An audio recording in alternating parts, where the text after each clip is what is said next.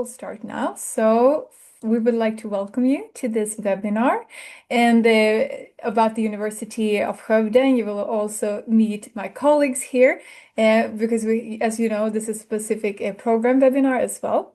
And my name is Karin Jonegård, and I work at the International Office as the International Coordinator. And please introduce yourself, Sarah and Lars. Yes. Hi, my name is Sarah Larson. I also work as an international coordinator here at the University of Skövde at the International Office. And Lars? Hello, my name is Lars Christensen, and I'm the course coordinator for this program that's called Games, Aesthetics, and Narration. Thank you. And of course, a very warm welcome to this webinar. We will guide you. And I think Sarah is going to talk a bit more about the agenda. Exactly. So here we have today's agenda. We will try to make this webinar as informative for you guys as we possibly can, so you can make a very informed decision when applying to our university. And as you know, application is already open, so you can apply during the webinar if you want, but please wait until after so you get all the information. First, we will talk a little bit about our country, Sweden, and our city, Skövde, and of course also introduce you to our university. You will then get to meet Lars, who is here, and we'll talk about the program that we're talking about today, Games, Aesthetics, and Narration. And you will also get to ask him some questions. After that, we will go through, moving on, talking about student life, tuition, living costs, scholarships, and all those questions that you students usually have. And yeah, you will also get to meet one of our students, Dawn. She will be joining us a little bit later, and she will share a little bit about what it's like to study here at the University of Skövde, and specifically studying games, of course. Yeah, finally, we will, of course, tell you how to apply, because after you've heard all of this, you will want to apply. I promise you that. So we'll tell you exactly how to do it. So wait till the end and you'll learn how to do it. We'll also talk a little bit about migration and all of those things. And yeah, just so that you're aware, this webinar uses a lot of QR codes. So keep your phones ready so you can screenshot those QR codes and come back to that information later. We will also be using the Q&A section down here in Zoom, where you can ask any questions that you have. If you have questions for Lars, that Q&A will be in the beginning of this session, and by the end, we will get back to all of your questions. So if you have any loose ends that you feel needs tying up, any questions that you have for us, we won't leave those unanswered. So just leave them in the Q&A and we'll get back to them at the end of this session. Thank you so much. And I'm going to do what perhaps not Swedish people are famous for, but I'm going to brag. I'm going to brag about Sweden. We might be a little nation, but we have done a big impact, and I'm going to tell you why. The reason why we have done such a big impact, you can see here. These are Swedish inventions. Have you heard about Spotify, or the pacemaker, Bluetooth, well, Skype? We don't use it so much, but back in the days, it was the thing. And there's so many things. You can see all of these here are actually Swedish inventions. And dynamite is one of them. And the guy who invented the dynamite, his name was Alfred Nobel, and he became a very wealthy man. And what did he do with all his money? He invented the Nobel Prize. We have a couple of those, and we also have a couple of Nobel Prize winners, and a lot of them have connection to Sweden. For example, in 2022, the Swedish researcher Svante Pääbo, he was awarded the Nobel Prize. We have also other scientists like Emmanuel Charpentier and Jennifer A. Doudna, who won it a couple of years ago. And Emmanuel, she did a lot of her research here in Sweden as well. So that is like we're basically one of the world's innovation leaders. So we put a lot of our GDP into research and development, more than most countries. So that's why we're so good with these things. And well, Sarah, what is lagom? Please I tell mean, me. you actually did something now that wasn't lagom. You bragged, which Okay. isn't that common in Sweden, believe it or not, because we really like to be lagom over here. And for all you guys that are visiting us at this webinar, you probably have never heard the word lagom before, and I'm gonna tell you about it because it's a very Swedish thing. So lagom means that you are not too much and not too little. You're right in between. You're just the perfect amount of something. And Skövde actually exemplifies that in a lot of ways.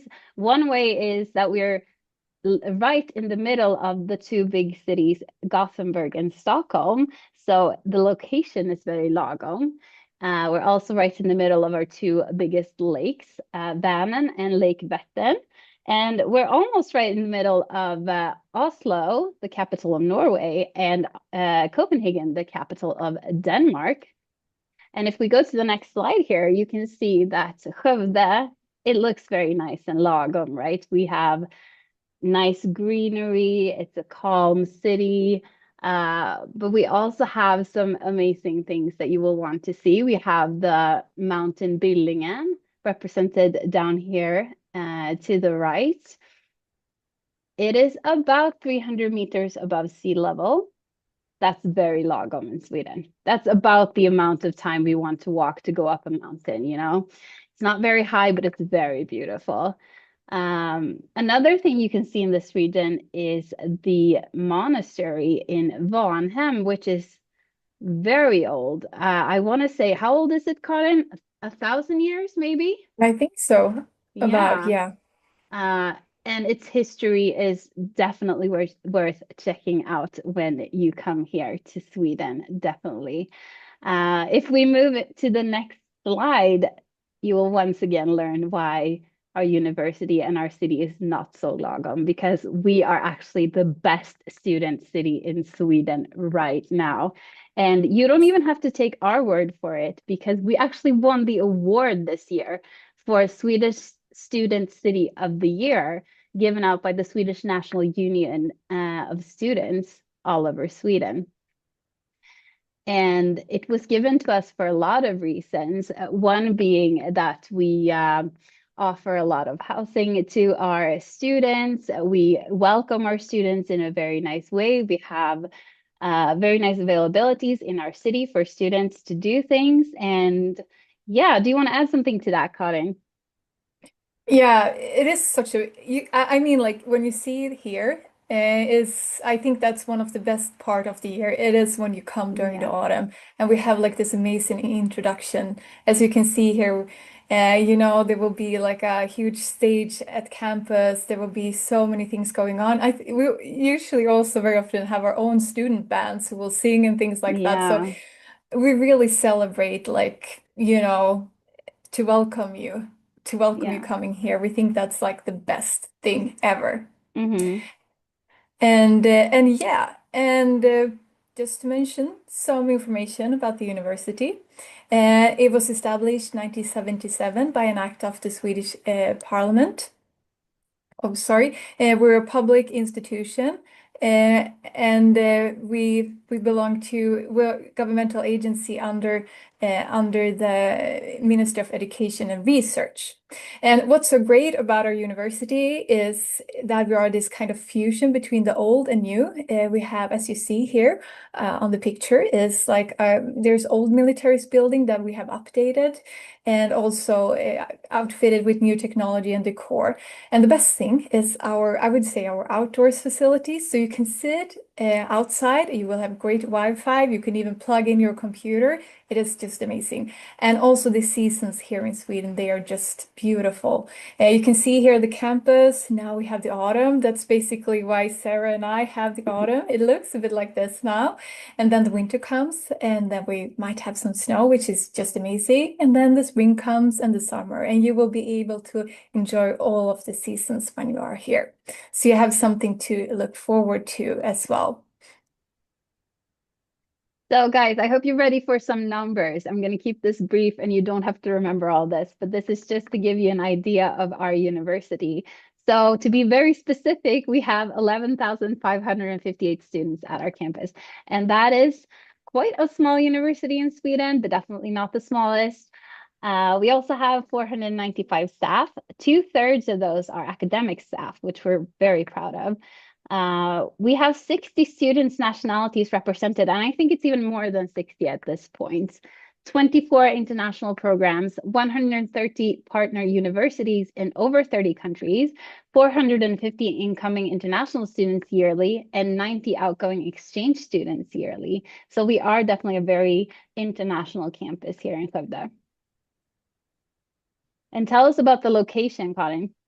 Yes, it is a really nice location. It's really in the city center. So you can see even the railway is super close. You can see it here on the picture.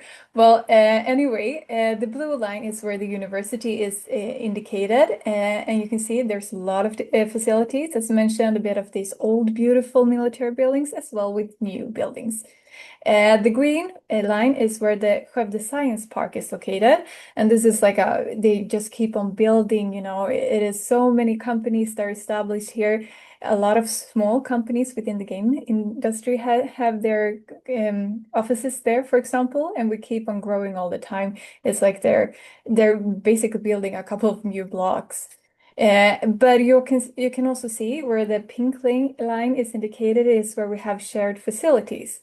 This building called Portalen, where the left part belongs to the university and the right to the Skövde Science Park. And the whole idea is that we should be able to integrate the academia with the surrounding business community.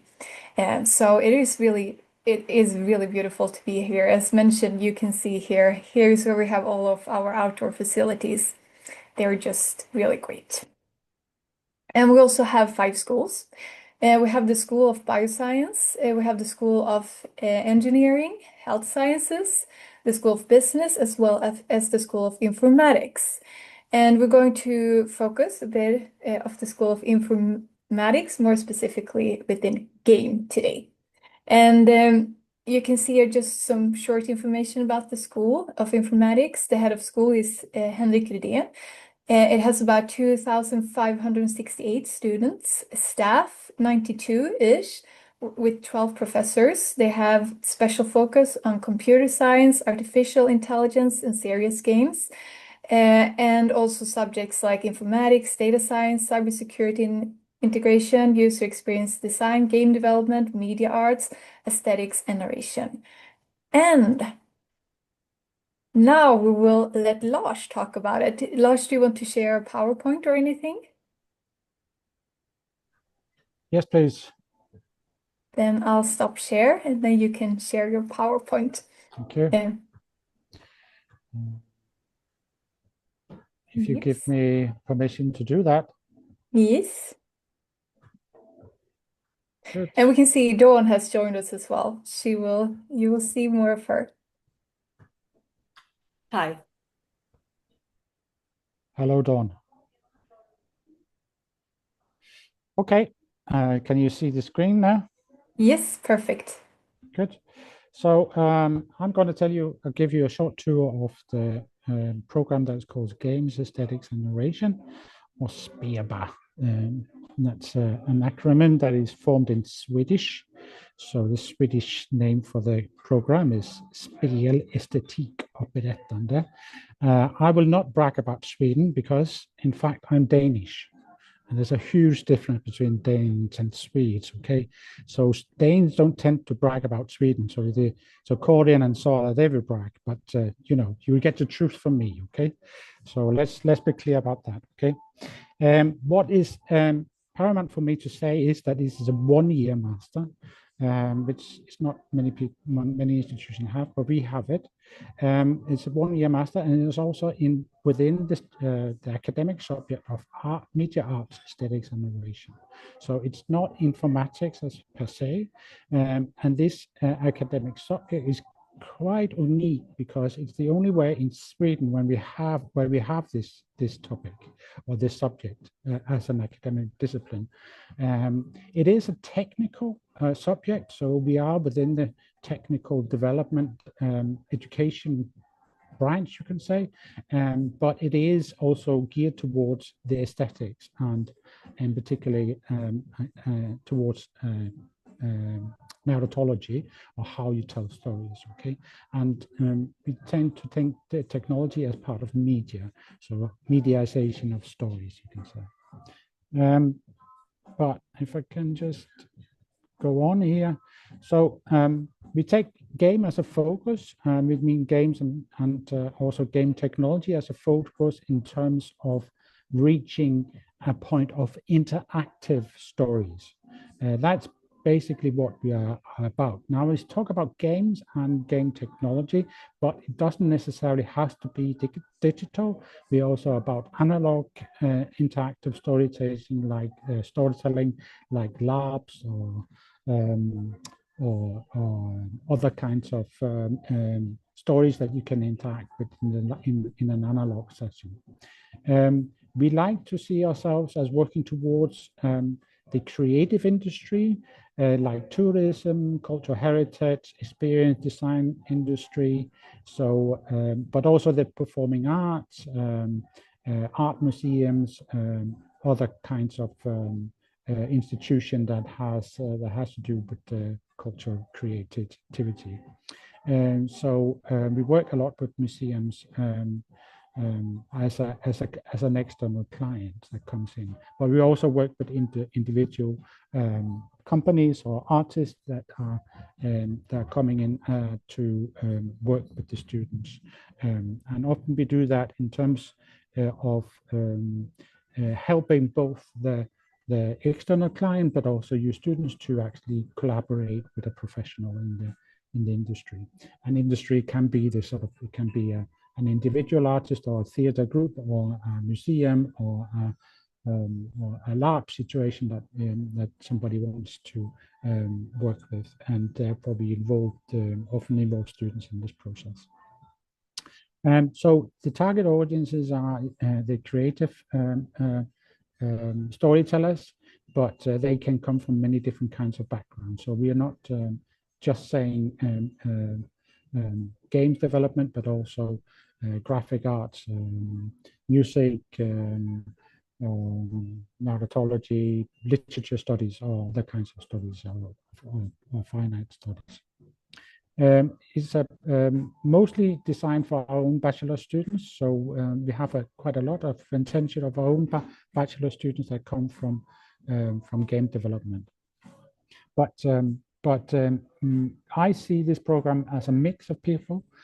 We get a mix of people from many different kinds of backgrounds, and this is what actually makes the program unique in the sense what it is, because in that way we can combine many teams that have different kinds of skill sets, and different kinds of skill sets are needed in order to make a game or any kind of experience that has to do with interactive storytelling.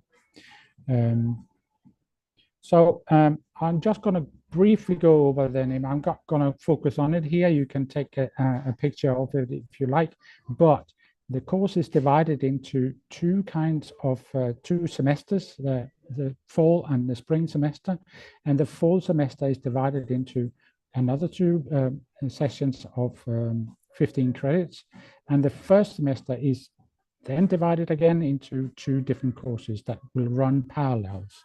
Now they're combined in some sense. In the first fall semester, you will have a theoretical course that focus on theory, that focus on terminology, that focus on defining research field, all things that you need to know in the progression of the course.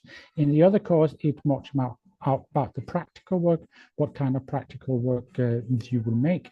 And this is called Advanced Research Perspective on World Building. So we take world building as a stepping stone in terms of thinking about what is it that I want to create, what kind of experience is it, and how should I build it, and what should the player, reader, viewer, or participant meet or encounter in this experience. After these 2 courses, which are sort of laying the foundation, then you go into research creation and seeing how can you combine these 2, the practical and the theoretical, and actually try to get to merge into one kind of program. And in the whole of the last semester, the spring semester, you will actually do a thesis project for 13 credits that can combine both the practical and the theoretical. So it's very much a focused, it's a short course, so we don't have the full length of two years, but in that sense, we are sort of comprising it to making one good project. And it doesn't mean that you have to start with it in the fall semester and then continue with it throughout the year. You can change, or you can take in an external client, or you can be inspired by some of the workshops or the external clients that we are inviting into the program, or indeed a game jam. We have a lab as well, and we call that Play Lab, and it's situated in the youth house in Skövde. The youth house has a big, nice room that we have sort of occupied together with them, and together then we sort of try to look at how we can innovate at the intersection of games, technology, and the performing arts. So very much trying to narrow down what is it that we can actually do. But just so you know, we work with games, we think of technology, and we are geared towards the performing arts. But how do we do that? So we don't think games only as computer games or digital games. They can be labs or analog games. They can also be sort of more playful things, more playful experiences. When we talk about technology, we don't talk just about digital technology or computers or something like that. We talk about technology as structures. Technology as structuring an experience. So technology is also the bicycle. So, and I read that the oldest technology is actually fire. So we have to think about technology in a more creative way, and not let it just narrow it down to digital technology. The performing art we think about as broad is about people. It's about people communicating. It's about people mediating between ourselves, what we tell stories, how we tell stories. So in that sense, we're also thinking the performing arts not only as stage art or proscenium art, but actually as a form of human interhuman interaction. So this is just to say that we are focusing on these terms, but we think of them as wide, as broad, in order to include all kinds of experiences.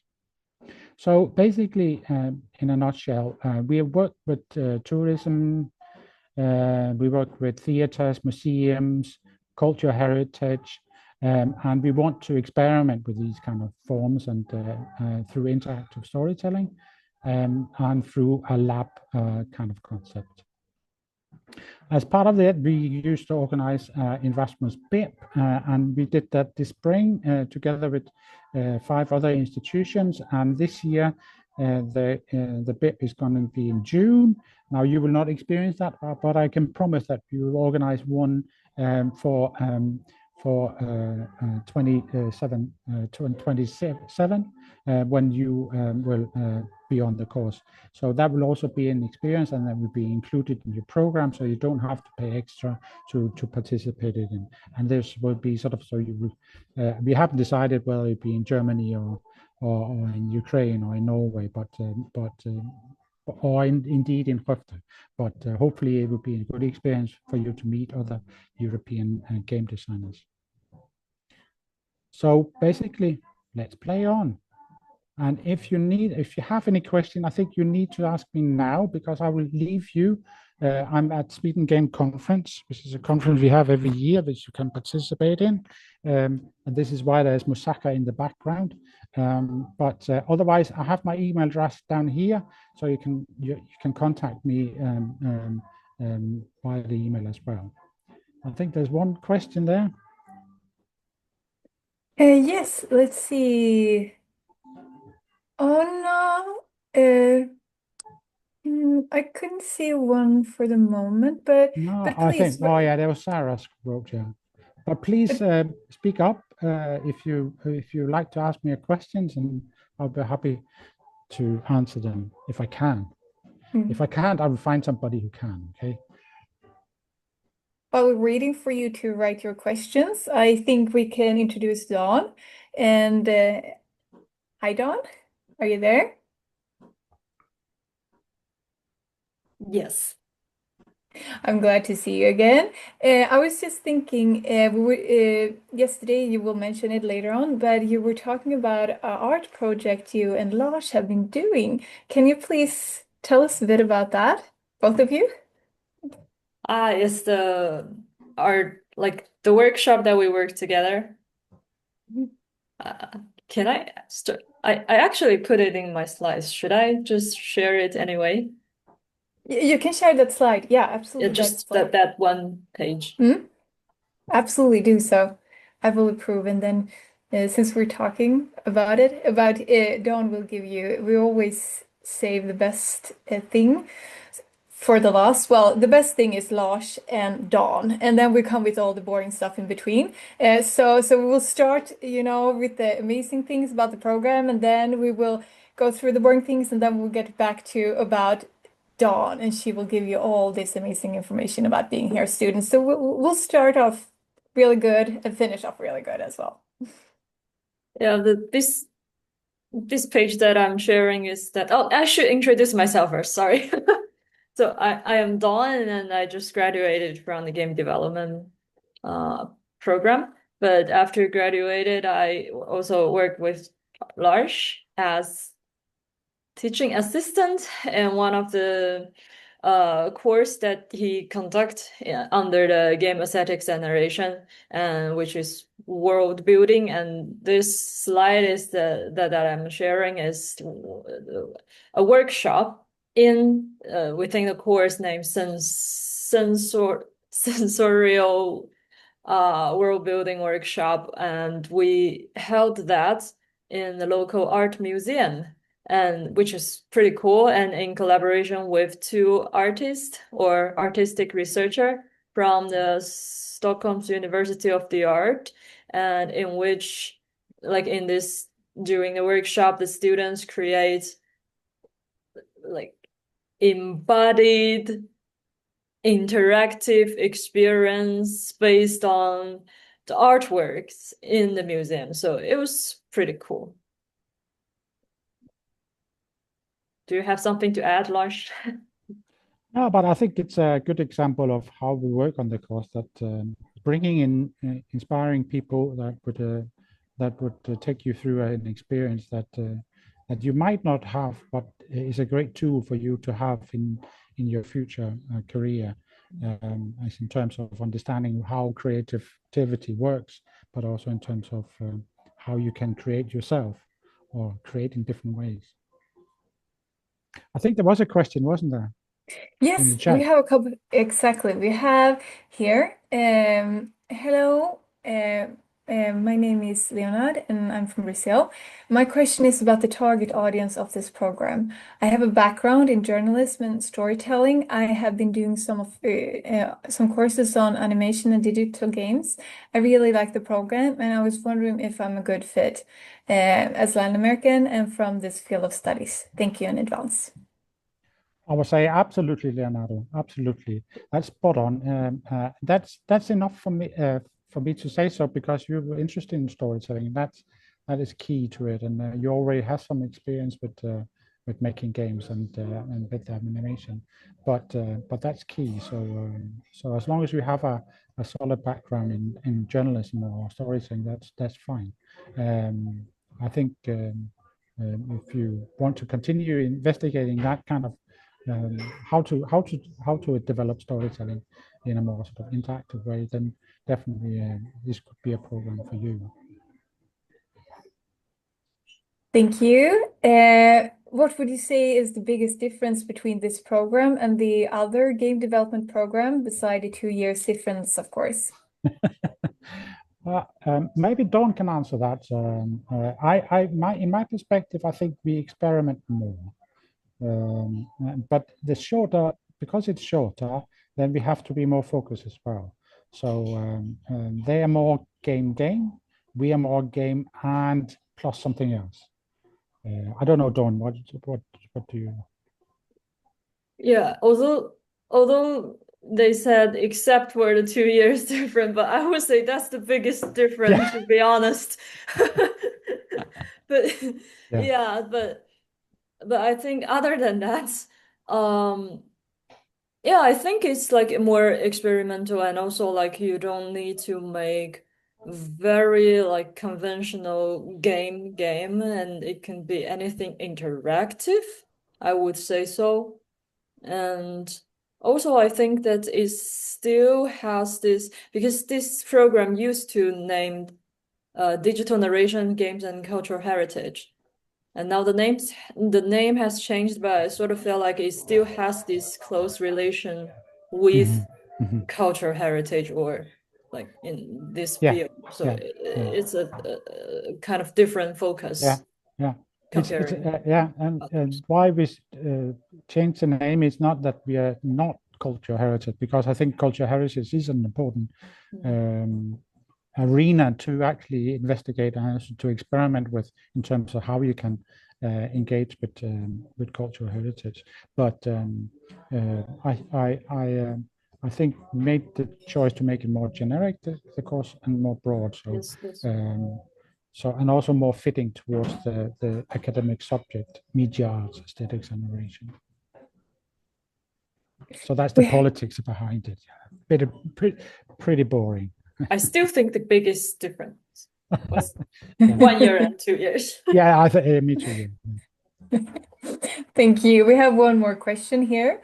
Are the specific requirements for undergrad to be accepted into this program, as far as what you need to have studied? As a part of the webinar yesterday, and it wasn't clear, I have a bachelor in communication and I've studied storytelling on my own, but I don't have hands-on experience in games. Would I be a good fit? I would say yes again. Communication.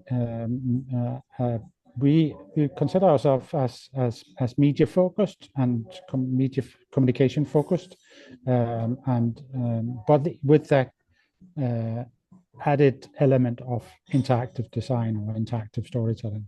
So we need that interactivity in order to make it game related in some sense. So it doesn't need to have, you don't need to have a bachelor in game design or anything else, or in programming or anything.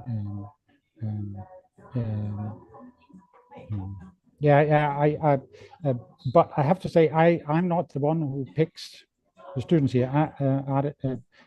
Again, this is a whole admission, and then you have the Cordin and Sora. You have to talk about that. I cannot. But in my eyes, I will definitely recommend you to be accepted. Yeah. We can double check here really fast what the prerequisites are on the website, and it says that you need to have a bachelor degree equivalent to a Swedish kandidatexamen of 180 credits. And you have to have at least 90 credits within the main field of media arts, aesthetics, and narration, or the equivalent, including an independent degree project at bachelor level. Very good, yeah. And what is equivalent? I would say media or communication studies is equivalent. I posted the link to the program on the website in the chat, because there's a lot of specific information there about prerequisites and all of that. So if you guys want to check that out, you can just click that link. Perfect. How likely is it for a non-European student to be able to find work after the program in Sweden? It's a very good question, and it is not one that I can answer. But what I can say is that what Skövde and in particular game department here in Skövde is good at is to make sort of entrepreneurial students that make their own company and form their own sort of pathway to a workplace. And having said that, I posted a post this morning about a game studio here in Skövde, Stunlock, that was looking for game writers, and one game writer and one VFX designer. So there are positions available locally and also in Sweden, but the game industry is going through a tough period at the moment in Sweden, as well. So I cannot say that. It depends, but I will stress that what we are good at is in Skövde, because we are so small, we're good at making communities and also making small groups that can sort of work together for longer periods, sort of projects. And this is also something that you can enjoy and participate. And I see, for instance, the way the game jams here in Skövde, so you will have a lot of opportunity to join game jams, and these game jams can also be the springboard to actually form a group of people that wants to make a company. I hope that answers your question. Yes, absolutely. There are some questions about yeah, please add, I'll Dawn, just please. quickly add one, because I know that a lot of companies are downsizing and everything, and it's a global thing. But since they, like in the question, they specifically say non-EU students, so I would say that the biggest difference between this is just about the time limitation, because you only have 1 year after graduation to look for a job. So that's the biggest difference between EU and non-EU students. So it's good that if you are super sure about finding a job here, then it's a good idea to start preparing yourself early, like when you study and step networking or start to.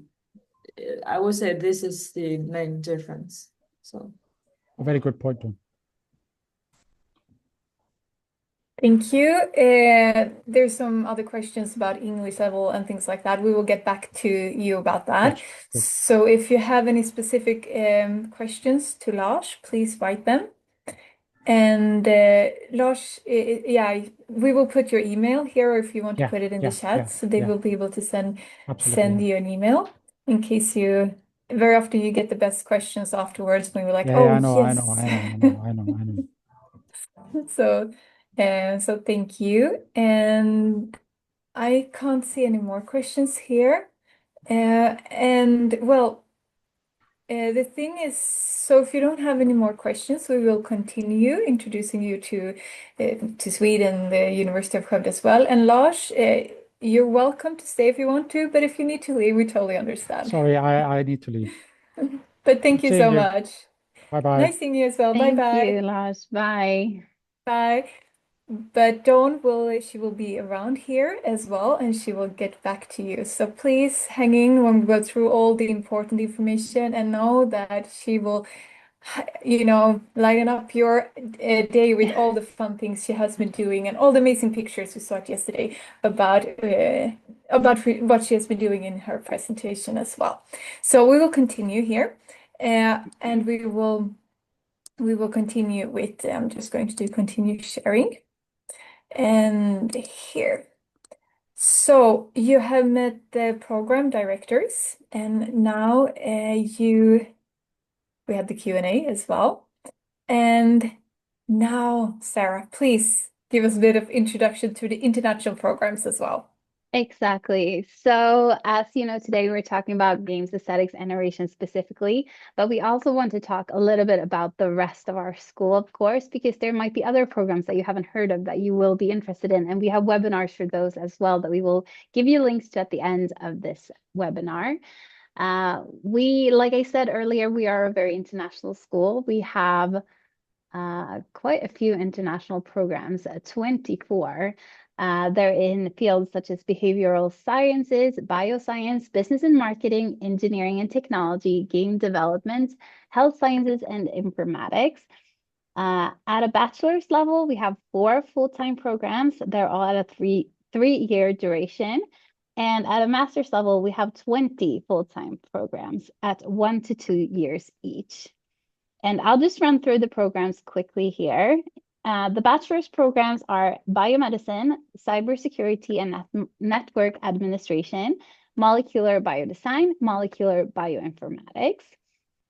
And then for the masters, we have the 1-year masters. They're artificial intelligence for bioinformatics, biomedicine, and the asterisk here means that these are only available during the spring semester. So if you want to apply for those, that semester is closed for application right now, so you have to wait until next year, just so you know. We also have business development and marketing, cognitive neuroscience, mind and brain, data science, games, aesthetic, and narration, as we talked about today, infection biology, molecular biotechnology, molecular ecology. And then for the 2-year masters, we have biomarkers in molecular medicine, computational methods in engineering, data science, game development, player experience, game development, serious games, infection biology, intelligent automation, molecular biotechnology, molecular ecology, privacy, information, and cybersecurity, and finally, systems biology with a specialization in bioinformatics. Wow. Okay, I need to take a breath. That was a lot. But as you see, we have a lot of international programs here. So just feel free to go to our website and read more about the programs you're interested in. And like I said, we have webinars for all of them as well. In this QR code that you see right here, it will take you to the website, and you can just read about all the programs. There's a lot of specific information and prerequisites, all of that for all the programs. Yeah. And today we talked about game development, Karin. Yes, and we have master's programs here within game development. This is the webinar about games, aesthetics, and narration, a 1-year program. And then yesterday we were talking about game development, player experience. That is a 2-year program, 120 credits, and game development series games, 120 credits. We hopefully hope that the recording from yesterday went well, so we're going to publish it online so you will be able to see it. And we hopefully hope that this recording will turn out well. So in that case, we will also publish it on our website. We will get back to you where we publish it.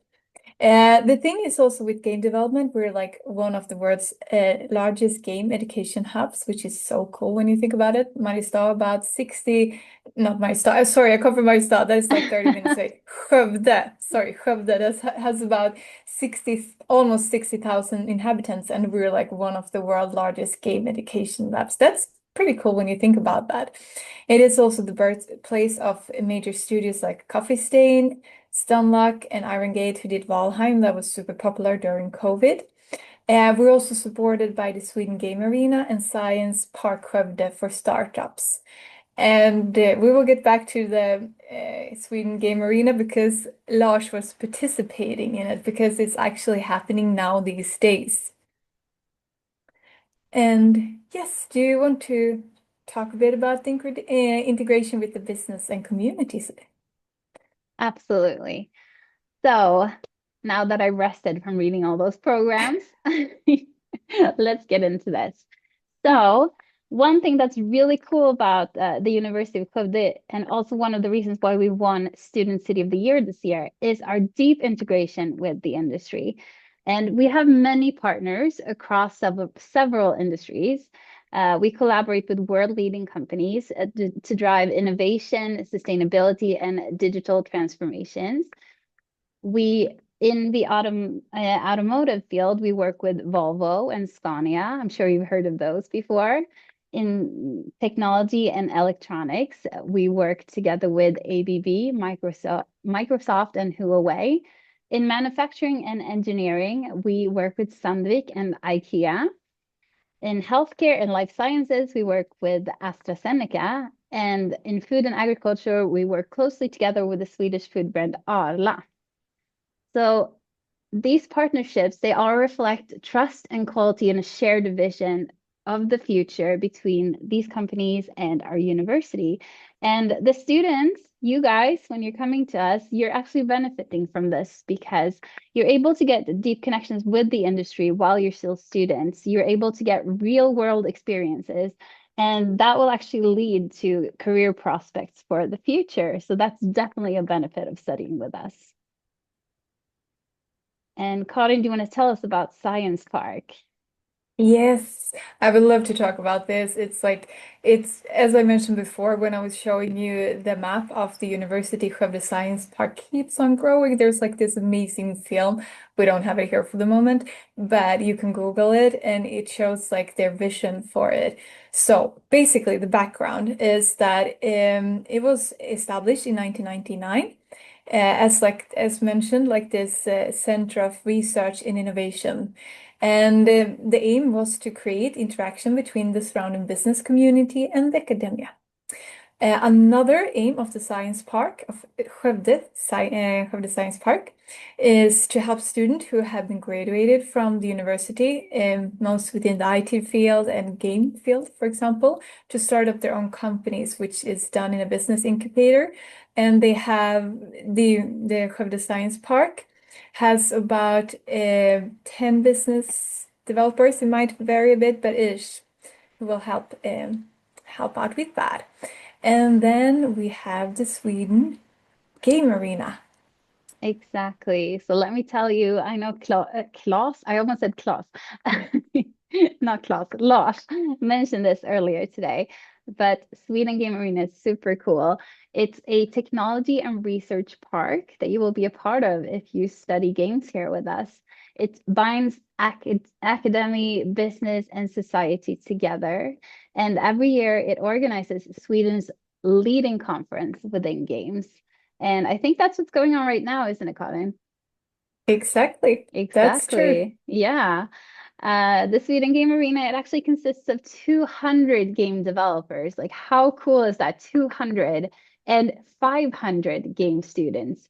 And it's a very important part and has been a very important part for the Swedish gaming industry for years now. So it's very cool that we have that right here in our small town of Skövde. And the other day, I actually met a student from Asia. He just started this semester, and we were talking about his experience here with us. And I asked him, "What's your favorite part so far? What do you love about the university?" And he told me that the other day he actually met the developer of this game that he plays every single day back home. And still, of course, he plays it here as well. And he met the developer of that, and he was like glowing. He was so excited and like starstruck that he'd met this guy. And yeah, it was just such a cool experience. So I don't think a lot of people know that these creators, they're all here in this hub that we have. And it's definitely one of the benefits of studying games here with us in Skövde. Do you want to talk about Assar, Karin? Yes, I would love to do that. Assar Industrial Innovation Arena. Well, this is absolutely another great example of the collaboration between the academia and industry. And this Assar offers manufacturing and technology companies a world-class innovation environment to provide new solutions for the future. It's a meeting place, basically, a showroom where different stakeholders within the manufacturing industry or technology companies can find relevant contacts. And it is like the initiators of Assar, it was many different organizations. For example, the University of Skövde was one of the initiators, as well as some companies called IDCS West Sweden, which is Industrial Development Center here, that is also located in the Skövde Science Park, and Volvo Car Corporation, as well as the Volvo Group. And the financiers include the Municipality of Skövde and the region of Västra Götaland and Skaraborg local authorities, for example, as well as the European Regional Development Fund. So it has a lot of connections, as you can hear, both like Europe, Västra Götaland and Skaraborg, as well as the Municipality of Skövde. So it is a really amazing place to be. I love to be there, even though I don't have like a degree in engineering or IT. They have so much fun stuff. It's like VR glasses, and you just go walk around and be like, hey, I wish I could come and study here. It's amazing. I love it. And we also have research environments. The thing with research environments is that, for example, we have digital health research. We also have organizing for sustainable development, virtual engineering, and a lot more. And I would recommend you to use the QR code because then you can find out the different research environments and read more about them. It's really good for you to figure out which field or specific research area that you find interesting for your future career here. We also offer free Swedish courses. The first one is the Swedish Society and Swedish Culture. It will start during the introduction program and during the International Week. It's an introduction to Swedish culture and society as well. And you will learn some useful words and phrases in Swedish, and it's free of tuition fee if you take it during the first semester of studies. And it's really good for you to take one of these classes because it's a really great way to feel at home here and boost, of course, your career. Because if you know, participate in some of the Swedish courses, it will help you to settle in, make local friends. They will go through codes, social culture codes. That could always be a bit tricky when you come to a new country. Please join it and you will get more of it. Because at the end of the day, if you know some basic Swedish and you know have some idea about the culture codes, please always stand in line and you know keep times. It is very strict in Sweden about that. Then it will be easier for you to find a job because you will get all those codes as well. And it is like a really great investment into your future. We also have another free Swedish course that is about like oral proficiency and listening comprehension, which means you will get some basic talking and listening as well, basic communication in Swedish, basically, and how to pronounce things and stuff like that. The thing is that it's only free of tuition fee if you take it the second semester of studies. And well, then we're going to go talking about student life, which I think you will enjoy to know how it is to be a student here. Of course. So first, I just want to say that I saw that Lars had written his email address to just the hosts and panelists, and that's not going to help you guys out much. So I posted that in the chat right now. And also want to remind you guys that we will be having another Q&A at the end of the session. So if you have questions, post them in the Q&A and we'll get back to you on that. But let me share some things about student life and the learning environment teaching style here in Sweden, because many international students actually find it to be quite different from what they're used to. This is mainly because we're focused on students' independent thinking. And what does that mean? Well, that means that you may not have classes 40 hours a week here. I would say that almost 90% of the time you don't have that many classes, but you're still expected to study full time, right? 40 hours a week. And that means that you're expected to study independently. You're expected to study by yourself outside of the classroom, either entirely alone or with other students, where you can read and discuss the course material with each other. And this is a really important thing about studying in Sweden, because just because you don't have class that day, that doesn't mean you're off for the day. You still are expected to study your 40 hours. You will also find that here in Sweden, we have a very flat organization. And that means that we're on first name basis with each other. So we don't call each other, like I wouldn't call the teacher Mr. or Mrs. Me and Karin, we go by Karin and Sara every day. We don't call each other Miss Unegård, for instance. That just doesn't happen. And if it does happen, that kind of sounds weird, to be honest. But I know that Dawn said yesterday that that was one of the hardest things to get used to about Sweden for her. So for us that grew up here, it's not so strange, but I think for you guys, it might be. So that's important to mention.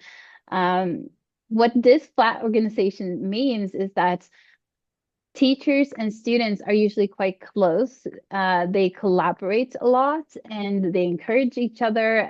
Collaboration is actually widely encouraged here in Skövde.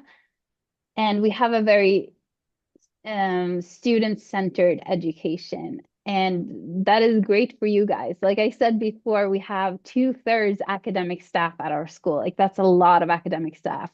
And they're here to help you and support you to focus on your studies and to develop critical thinking skills, analytical thinking skills, independent research skills, group work, and problem solving and leadership skills so that you can boost your career and going forward after graduation.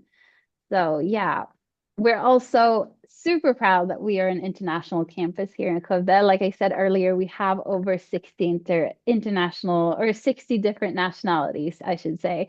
So you're definitely not alone if you're an international student coming here to Skövde. There are just walking around town here in Skövde, you see international students everywhere. I recognize them now from the introduction week because we see everybody on campus, and people are walking around with their University of Skövde little bags, they go to the school and they're everywhere. So you're definitely not alone coming here from another country. You don't have to think about that. And we also find that the students, even the national students here, find that the global classrooms really encourage different perspectives, and people start to build their international networks while they're still students, which is definitely an awesome opportunity, and you won't want to miss that. So apply to our school. I definitely recommend it. And we also have great student support, which Karin will tell you about. Yes, absolutely. Well, we have a really great study and career counselors, our colleagues. They will help you before, during, and after your studies. And you can always get in touch with them. And they will provide like general study counseling, but also career counseling for your future career. And so they will support you, with all the things related to your studies and for your future career as well. But we also think, and of course, I forgot to say, when you come during the International Introduction Week, they will also help you how to organize your studies and offer lectures about that. Because when you come to Sweden, the way we organize the studies, and Sarah was talking a bit about it, it's a bit different, when you come from another country as well. They will be the one who will help you and guide you. So just go to the web. They're either sometimes they have webinars, sometimes they have physical lectures. Go to them, and you will get all the support you need. And if you have dyslexia, ADHD, or any other form of disability, it could be autism, this should never ever prevent you from studying at the University of Skövde. We offer and we provide various kinds of targeted study support and adaptations in order to make your studies easier. So it is like, so you will meet Virpi, who's there. We also have Virpi and Annika, but Virpi is quite likely the one you will meet when you come here. And she is one of the coordinators for students with disabilities. And Sarah, please tell us about the favorite place of all of our students.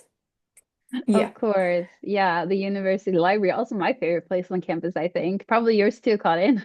Yeah. Yes. It is. So I have to say this image, we need to work on this picture here because Yeah. it doesn't really do it justice, if I'm Yeah. honest. It's a good photo, but there's so much that the university library offers that we want to tell you guys about. And I wish I had another hour, but you guys have already been here for an hour, so I'll try to keep it short. In the university library, we have a lot of things to offer you. We have group study rooms. They are very modern facilities where you can study together. We also have these little cubes you can sit in by yourself, and they're soundproof. Really cool, in my opinion. I think they also have exercise bikes that you can use while you're studying. Also a super cool feature. You have access to books and articles in physical and digital form. And Dawn also informed us yesterday that you can even ask the university library to order books for you, and they will help you with that as well if you need something for a course. In the university library, we also have the Study Support Center. And this is a great place for you guys to come, especially if you're new students, because they can help you with language, style, and structure when you're writing, the academic writing process itself, which that can feel daunting at first if you've never done it before. So they're definitely there to support you with that. They can help you with study strategies, referencing and citation, for instance. Just keep in mind that they're not helping you with proofreading advice concerning subject content or translation. Those things you'll have to figure out elsewhere, but they're definitely there to support you with a lot of questions. So look them up once you're here and they will help you out. We also have some extracurricular things that Karin will tell you about. Yes, of course, because education is better with friends. It makes everything a bit more funnier. And as you can see here, it's called Kårhuset Bologna. It has to do with it is the student union's house located in the Bologna Park, which is is a great place. It's just like 5 minutes away from the university. It has its own lake, and you can go there swimming during lunch and then go back to your classes. It is a really nice place. And also the student union house is so amazing. It's a really beautiful old house. And yeah, it's one of the really prettiest one we have here in Skövde. And the thing is that we also have special interest groups, just to mention some. But the student union is a union that represents the students. It is run by students, for students, and work for issues that affect students at the university. And it is a non-profit organization that is run democratically by its member, and all who study there have the opportunity to become, who study here has the opportunity to become members. So, for example, when Sarah and I will go to the Vice Chancellor's meeting, because we need to have a bilateral agreement signed for student exchange. Then we will meet the Vice Chancellor, the Pro-Vice Chancellor, and a couple of more of the highest officers at the university. But there will also be the president of the union as well as the vice president of the union sitting there. The student union has always students, representatives in different committees. So we work really with the whole influence of students integrated into the way we work and organize our work, basically. We also have something called ESN, Erasmus Student Network. They do like gaming nights and they will do, I know in Sweden, you will notice that when you come to Sweden, Eurovision Song Contest is huge. So then they will, rent like a room or something like that, and then they will meet up there and sit and look at the Eurovision Song Contest together. They also organize trips like in the sea battle, where you will go on a ferry to Estonia, and a couple of more things as well. So there is a lot of things going on here. And if you don't believe us, believe our students, because here are some quotations from our students. So here you can see Teresa, she's one of our student ambassador, as well as Dawn is. We will get back to that later on. But she says, for example, that the best thing about the university is strong emphasis on practical learning and innovation. While Elliot from France, he says that one of his best experience has been working on hands-on projects with peers from different backgrounds.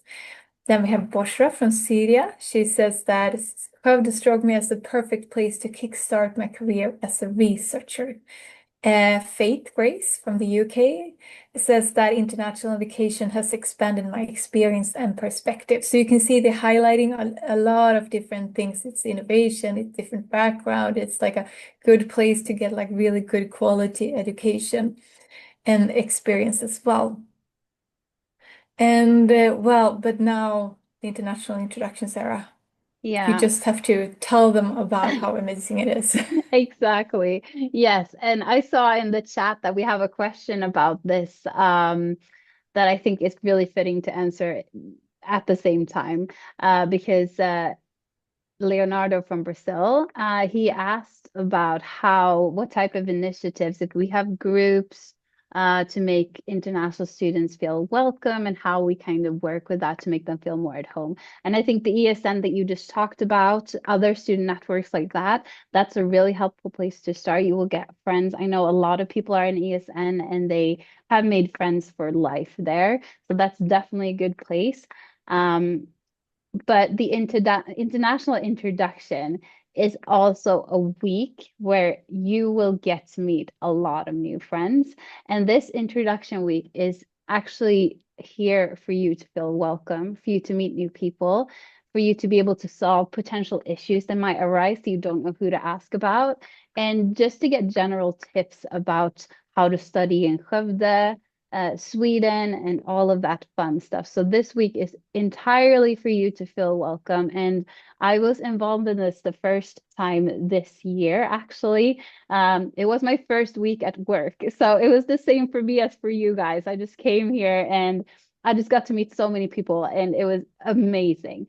So this is definitely a good week that I recommend for you guys to be super involved in, because you will meet friends and get really integrated with the community here in Skövde from day one, basically. So what happens at the international introduction is that you will go through academic procedures that we have here in Skövde. You will get to see the facilities, hear about the services, do a campus tour, a bus tour of the city of Skövde. There's also social programs. So this is like not just during school hours. This is also in the evenings where our different organizations, they arrange different types of things for this program. And there are going to be regular updates about this on the introduction program page. You can find it in the QR code right here, but right now it's not updated because we also have the spring intake and the spring students that are coming first. So we need to take care of those guys before you guys come here, of course. But this is the place we will check out everything about the international introduction. So make sure you stay updated on that once you've applied. Yeah. Exchange Yes. possibilities, Karin. Yes, exactly. Well, you can study abroad or have a traineeship abroad, but since you're coming on a 1-year program, perhaps a semester abroad will not be the thing you will do. But Lars was talking about this short blended intensive programs called BIP, that is kind of a short mobilities that they would have. I think it was with Germany, it was with Ukraine, and a couple of more places that he was showing. And that's also an opportunity. A blended intensive program means that you will have one physical week somewhere and one physical week and one virtual week somewhere. So it's like about 3 credits. It could be more sometimes, but usually it's about 3 credits. And yes, so yes, and then you can find information about on Go Global about our partner universities, because sometimes the BIPs are mostly they are with our partners, sometimes not, but you can find out a bit more information about that as well there. And we also have something called Ingenium. So in Europe, we started to have this university alliances. And we have, I think last time I checked, it was somewhere between 40, 50, but it keeps on growing. It means that there are a bunch of universities that will come together and form a university alliance. And even though we're one of the smallest universities in Sweden, we actually belong to one of these alliances we're very proud of doing that as well. And it's our Deputy Vice Chancellor for Internationalization, Mikael Eidebäck, who's responsible for our part, so to say. We have 4 areas within education, research, and entrepreneurship. In this alliance, we have 10 university locations. You can see them here. It's Ireland, Spain, Romania, Bulgaria, and other places as well, Finland. And it's like a super campus, basically. It's about 170,000 plus students who belong to all these universities, about more than 12,000 employees. And we have also 10 work packages that cover sustainability, pedagogics, and research that we try to work together with. I belong to one of the work packages that work with inclusion. So I came from a meeting before when I was sitting and meeting my colleagues from the partner university, where we sit and plan for shared events. Basically, it's super fun. And now we will get into the costs of living in Sweden. Now we have talked about all the amazing things here, and now we have to be a bit more practical and get into that. Yes. So please, Sarah, dive into tuition fee and other things. Yes. I hope you guys are still awake at this point. I think you're doing great hanging in there. So we have some information for you about tuition costs and tuition fees. These are the updated tuition fees for the academic year 2026-2027, which is when you will be coming here. So for the programs Bioscience, Cognitive Neuroscience, Informatics, Engineering, and Game Development, we have these fees. So for the one-year masters, that's going to be 155,000 Swedish kronor. For the two-year masters, it's going to be 310 Swedish kronor. And for the three-year bachelor programs, it's going to be 465 Swedish kronor. And this is for the entirety of the programs. You will pay this in installments. So you pay before every semester. And the installments will be 77,500 Swedish kronor. It's around 7,000 euros for each semester, and you have to pay before the semester starts. For the business and marketing program, that's a little different because it is a one-year master program at 110 Swedish kronor, and that is paid in installments of 55,000 Swedish kronor or 5,000 euros approximately, depending on what the rate is at that time, of course. But that's the approximate amount that will cost you. And there are also some more costs to consider when moving here. And Karin will talk about those. Absolutely. But before I do that, I forgot to mention, we forgot to mention something. It's like this business and marketing program has two tracks. One of them is Exactly, yeah. games. We keep on forgetting it. I keep on forgetting that, but it's like, so it's also an alternative. So if you're interested in studying business, or don't have fully the prerequisites we were talking about after you have been checking out our website, please check in the business website as well, because it means that you can also have one more track that is within games. And then the prerequisites are not so specific as they are for the programs in games. So it's more general. You need to have a bachelor. But yeah, in that sense. Yeah. So thank you, Sarah. Put like in the chat. Of course, Perfect. I put it in the chat, and then also I can put, because we have a webinar for that as well that you guys might Perfect. be interested in. So I'll put the link where you can sign up for that webinar if you want to learn about that program as well. Thank you. I'm glad that it's like there's so much information we're giving you, and sometimes I forget as well. So I'm glad. Thank you, Sarah, for helping me with putting those links into it. Thank you. Of Well, course. perfect. Thanks. And the living costs, if you come here, food is a bit expensive in Sweden. That's something you have to be very prepared about. So it is about 3,000 Swedish crowns a month. Accommodation is about 4,000 Swedish crowns a month. Local travel, about 650. It could vary because you will have most of your, campus, most of your accommodation really close, and Skövde it's walking distance basically everywhere. So it's not like a huge place in that sense to walk. The city center is very narrow in that sense. The phone internet is about 300 Swedish crowns a month.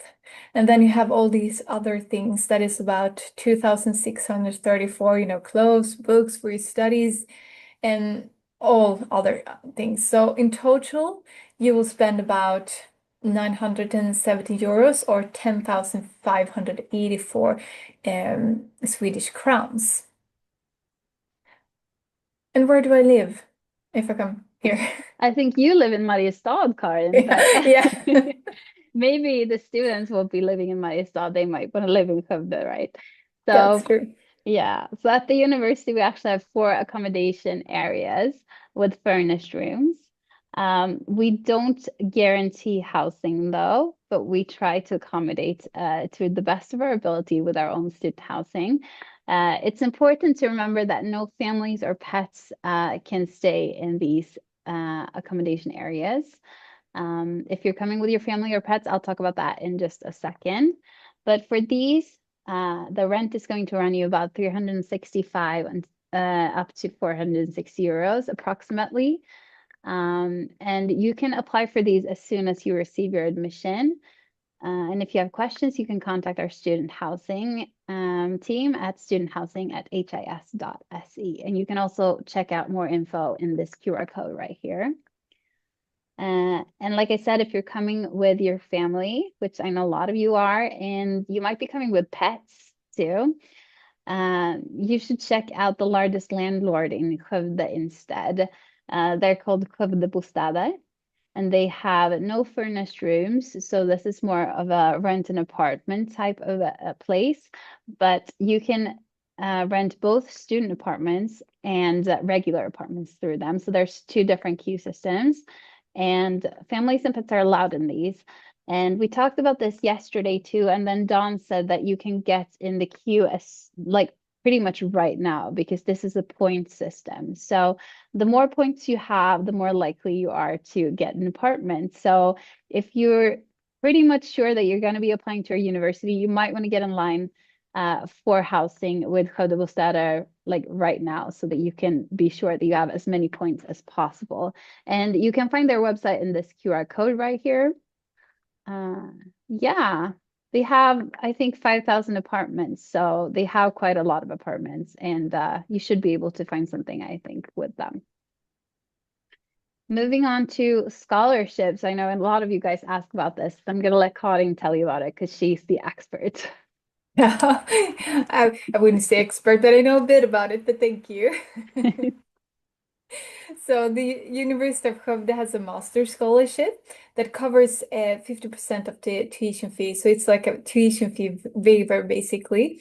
It is available for non-European EAA master students who choose the University of Skövde as their first option. So it's important when you do the application through university admission that you make sure that we are your first option because it will affect your possibilities to get the master scholarship basically. And the application is open. The deadline is on the 10th of February 2026. You can use the QR code here as well. And there's also something called a scholarship for global professionals. It covers the full tuition living plus living costs, so it's a really great opportunity to get that. It's available for master's applicants from 32 eligible countries. And the application is through the Swedish Institute from 9th of February to 25 of February 2026. Since it has not opened, we're not sure 100% which are the eligible countries because they vary from year to year.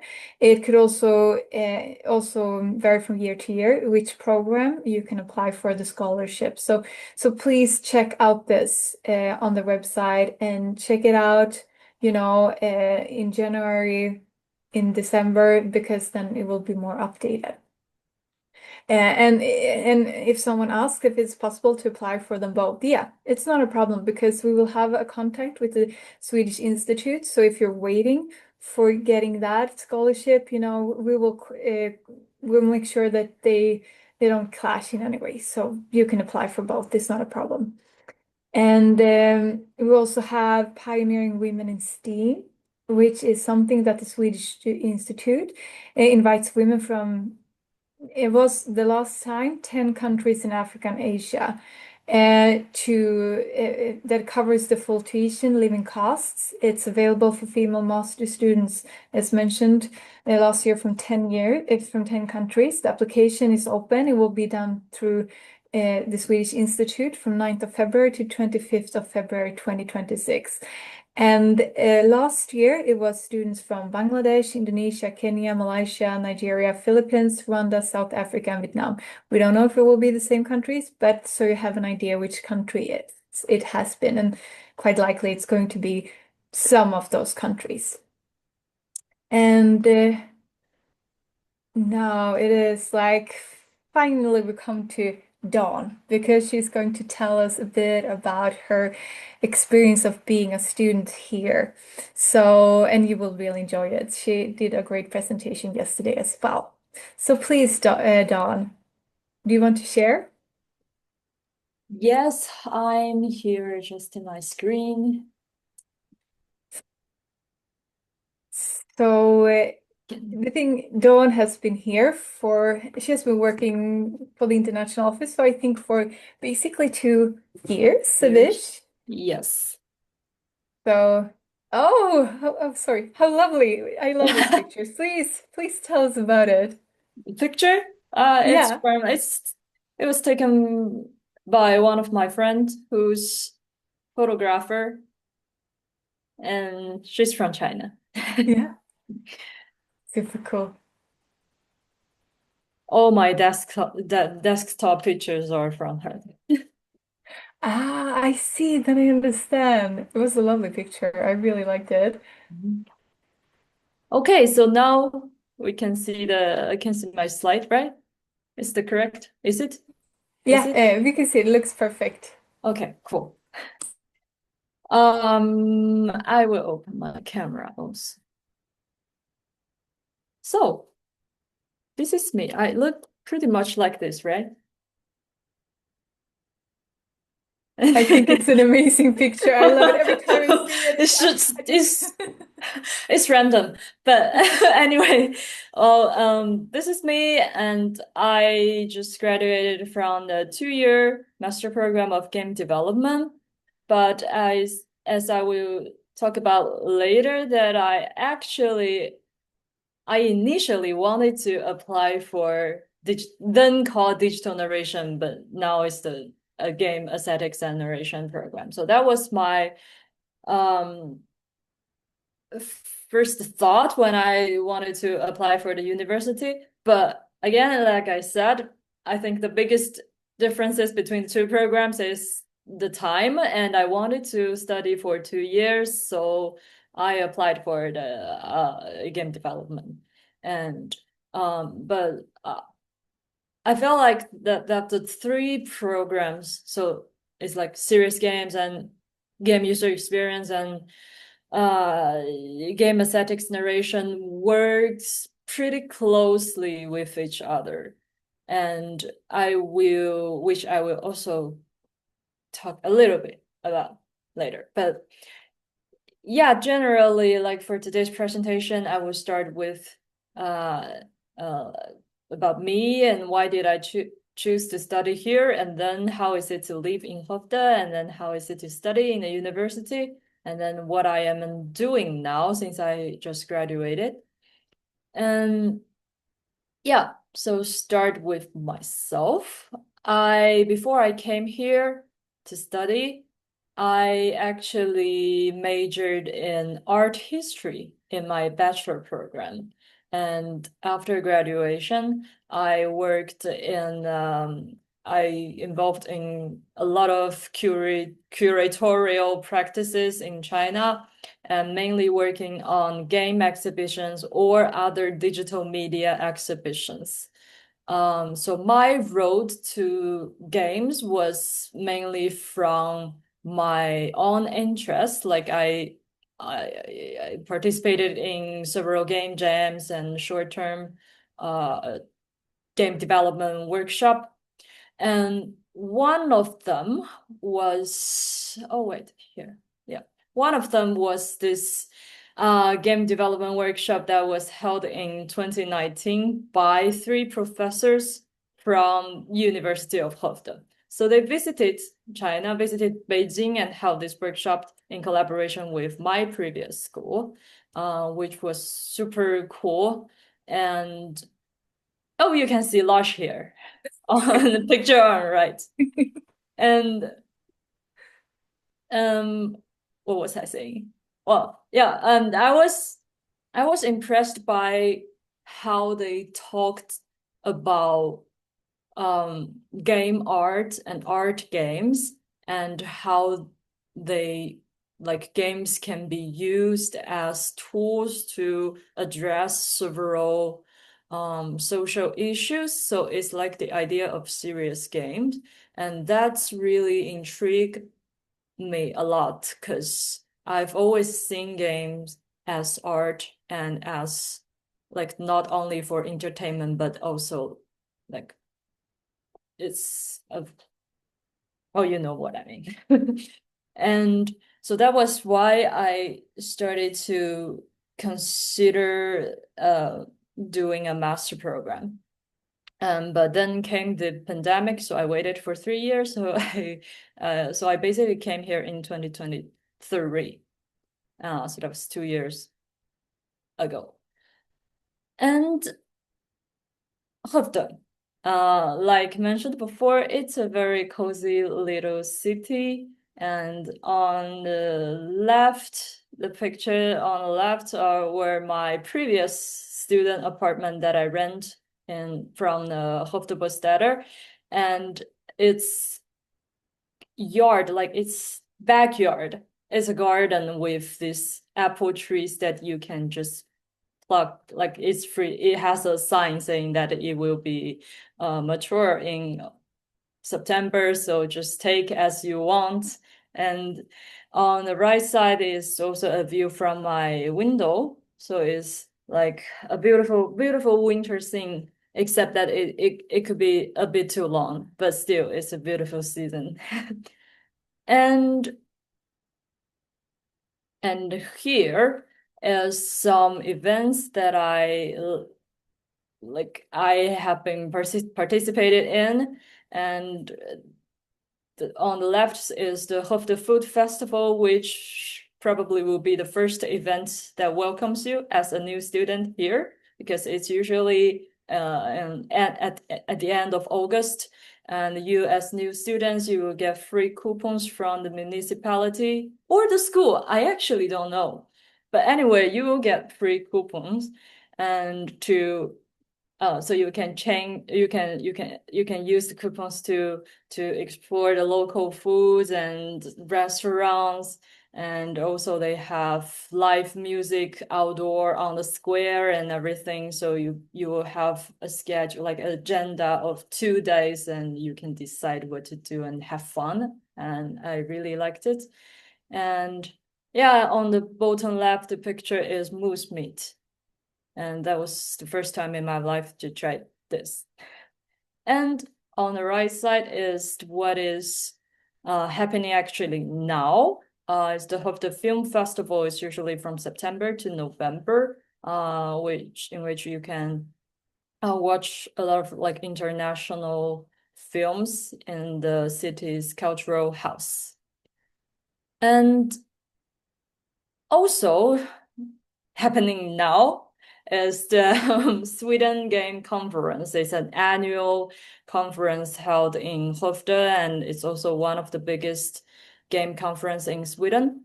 And at the same time, there will be Donna Day, like the Sweden Game Conference facing all public, or like game enthusiasts or like students. But Donna Day is mainly for female, trans, and non-binary people specifically, to support them in their career in the industry, because they might face more difficulties in this field. And there'll be panels and talks and workshops and networking and parties during 2 or 3 days, I guess. 3 days if including Donna Day. So that is also a very good opportunity for students to like get in touch with in the industry.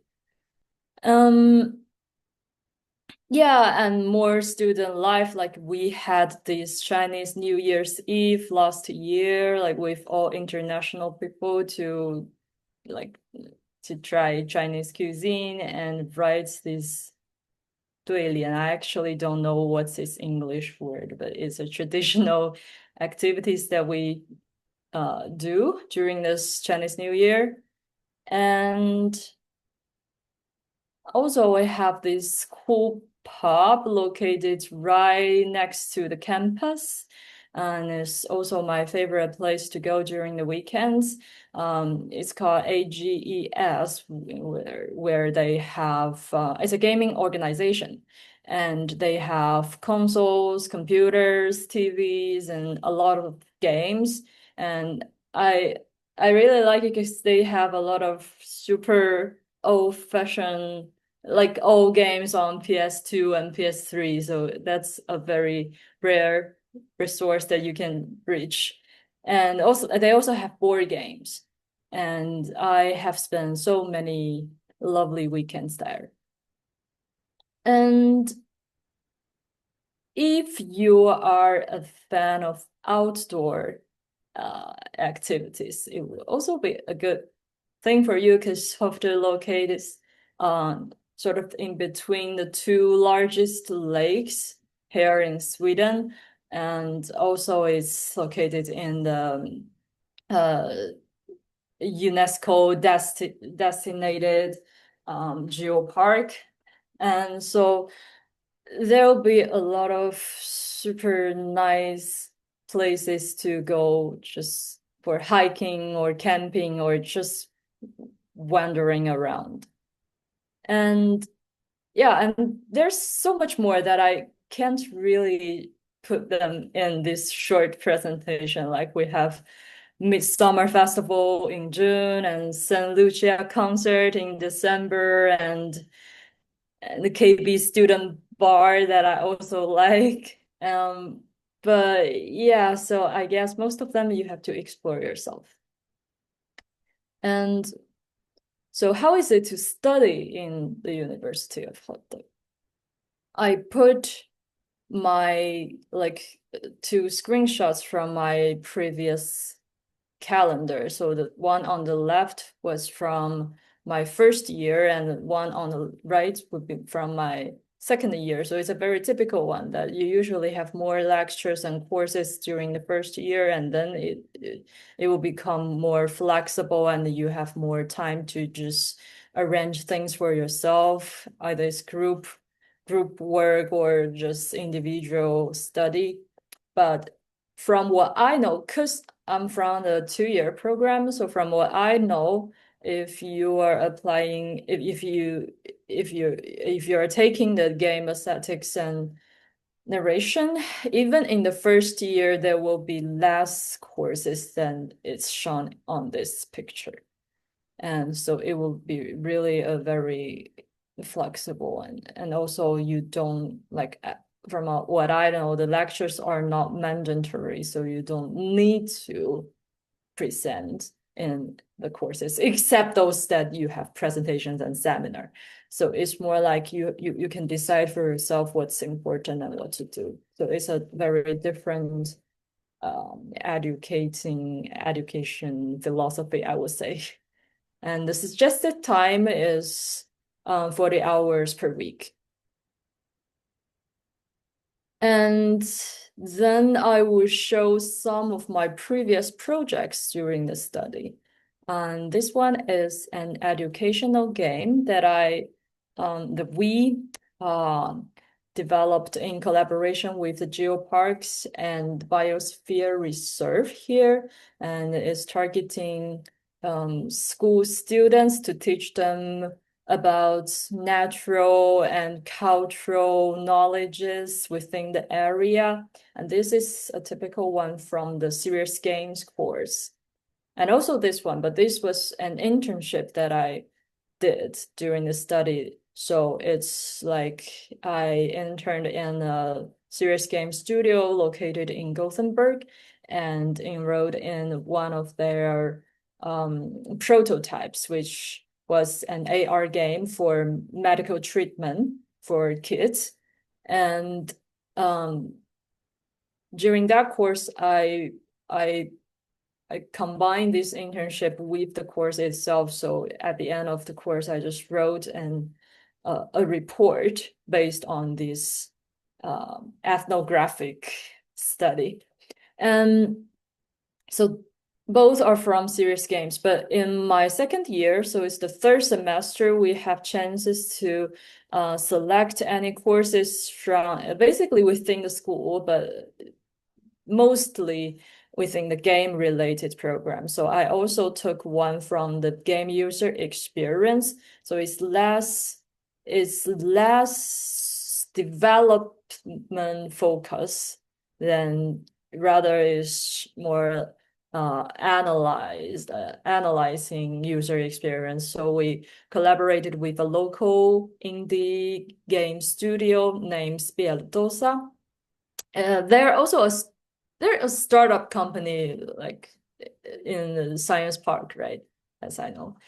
And so we worked with them to analyze one of their early prototype in terms of onboarding. So we did several play testings and to collect like interviews and collect data and analyze and to hand the report to the companies and also to the school. And I also selected one course from the digital game aesthetics narration.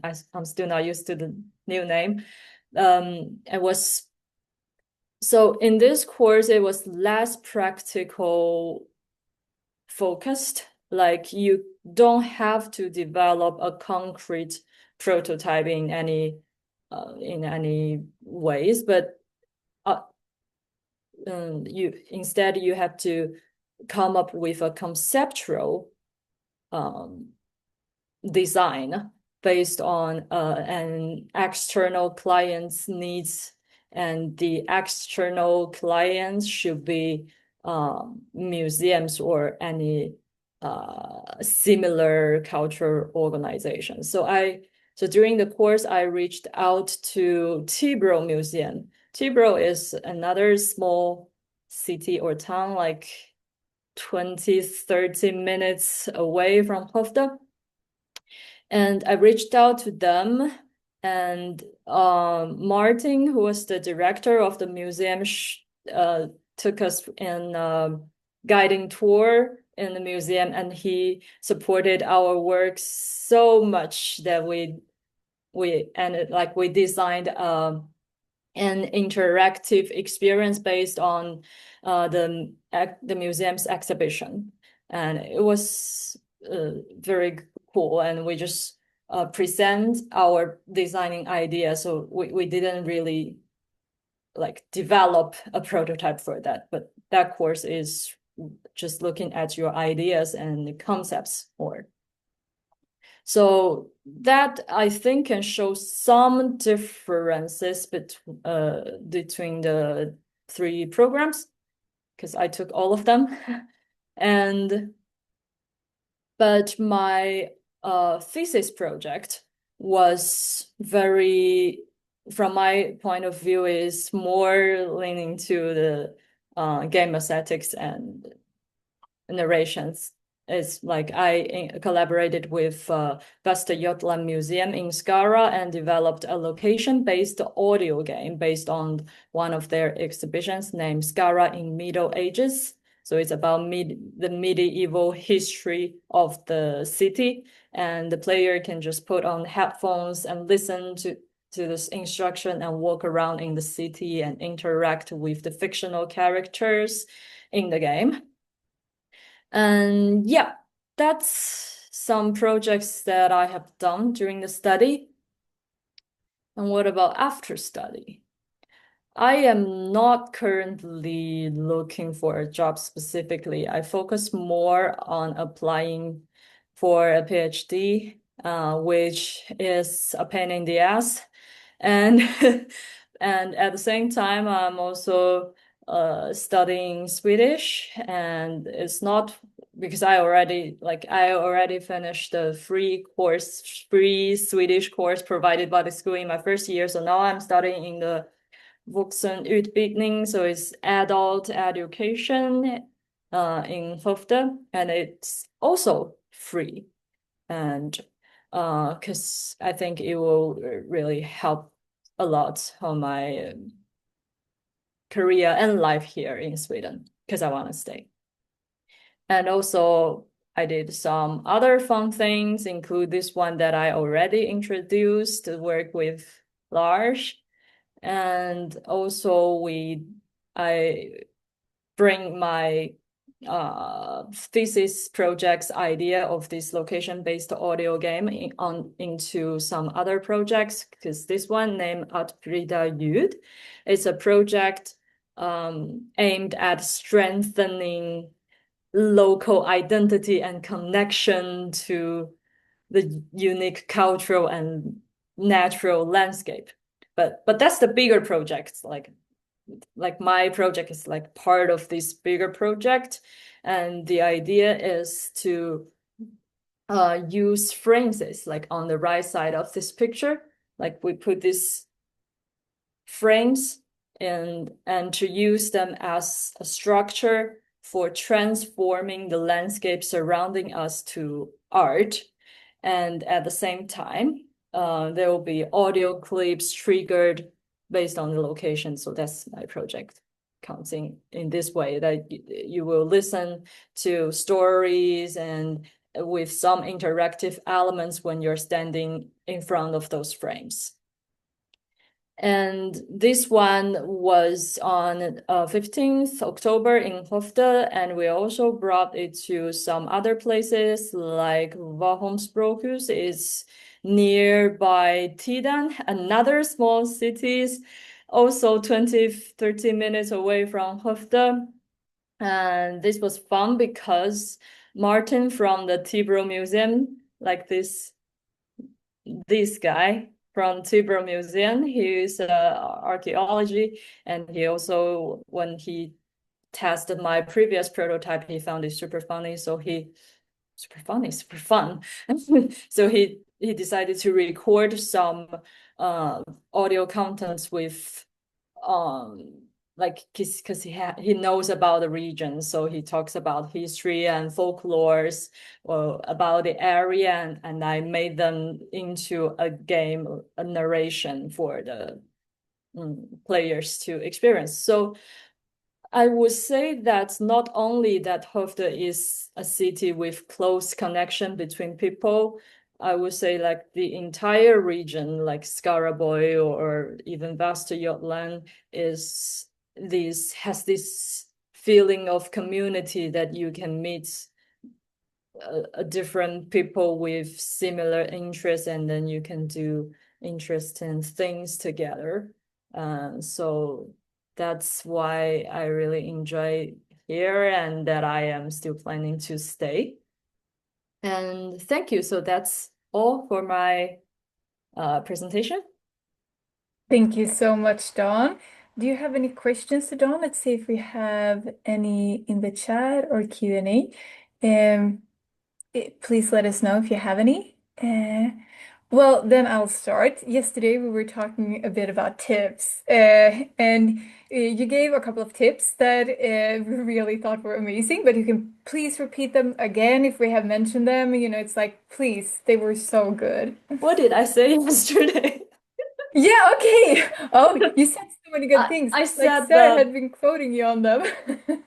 I remember that I mentioned if you have your personal number, and when you first get it, you have these free coupons from the local traffic company, Best Traffic to go. So they will give you 2 week, and that's long, 2 week free coupons to travel around the region. I mean, it's a way of promotion, but it's a good, super good opportunity for you to enjoy a bit, like how is like for example, visited all these cute little cities that I mentioned, and or all the way to Gothenburg, because it's a super large area that includes from Gothenburg to Skövde, and also further north, I will say. I'm not super.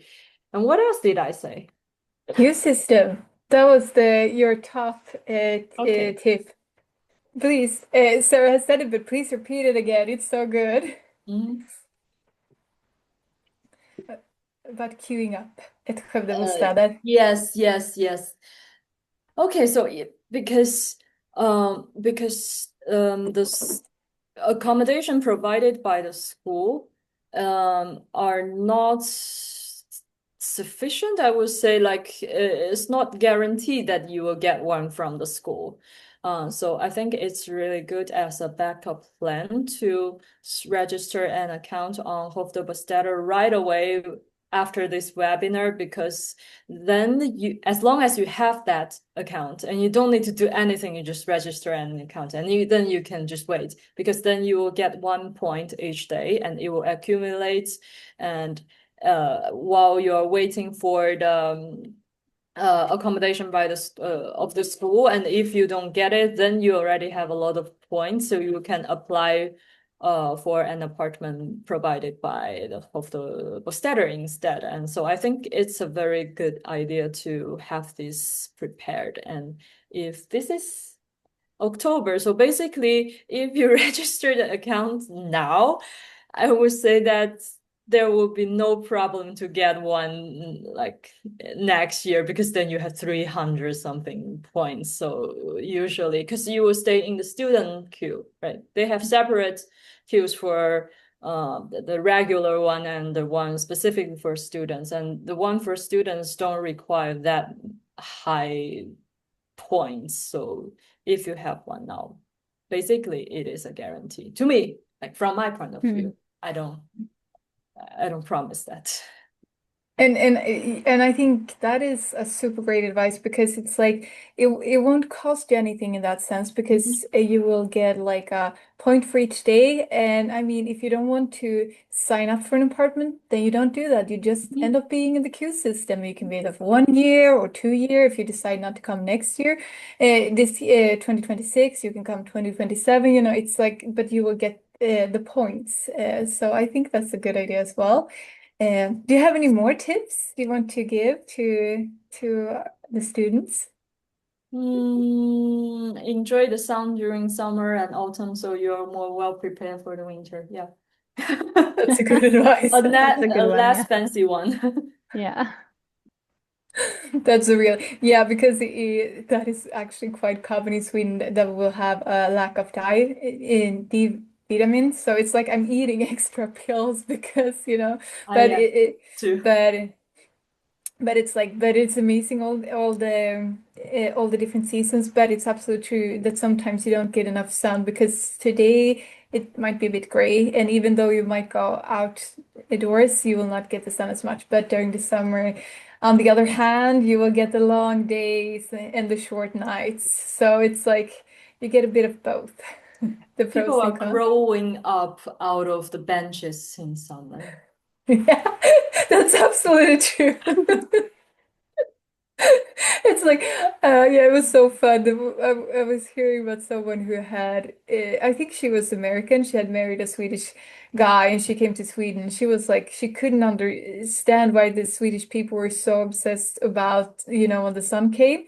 So she was like, the first year, she was like, I don't get it. After 2 years, she was also like that. You know, when the sun comes, we just run out. It's If you go to the square in the city center, it was like, if it's a sunny day, then it's just people everywhere. yeah. And then if it's like a day like this, then it probably be super empty. Yeah, that's true. So it's like really weather people here in Sweden. That's true. But when you came to Sweden, were there some like things you thought that was a bit different compared to, where you're like, oh gosh, do they do like this? Mhm.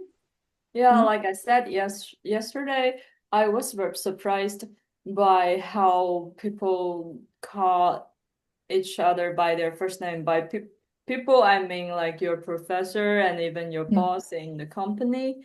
And I mean, actually, Lars and Jenny, they brought this to us like in 2019, but I thought it was just a way of, mingling with but after I came here, I realized that, yeah, it's a really common thing, or other than common, should I say, the Mm. only thing we do here. Yeah. Exactly. It's like if I go and meet the vice chancellor, I would be like, "Hi, Muriel." It's like I won't say Mrs. Vice Chancellor or her last name. I'd be like just talking to Yeah, her if on the I first call Lars Professor Christensen, he probably find me a little bit funny. Yeah. Yeah. Or just be like, who are you talking to? Well, what did I do? Why are you saying that? That's absolutely true. So it is. Is there any more things you thought that was like, oh, this is different coming here? Pika and the vibe, like the relaxing vibe, and Mm, Yeah. We haven't talked about fika, but you can tell us about fika, Don. please.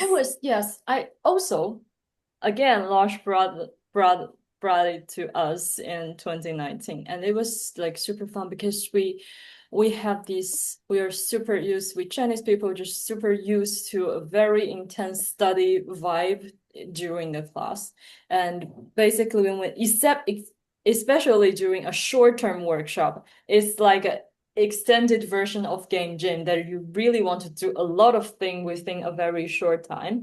So we were very stressed during the class, but every time, like 3 o'clock in the afternoon, so they would just shout, "Everybody stop!" Like, no, no working. No, it's fika time. And then they will force you to just drink coffee and have some cookies and talk with each other, but not about the game that you're working on. So anything else. They basically impose this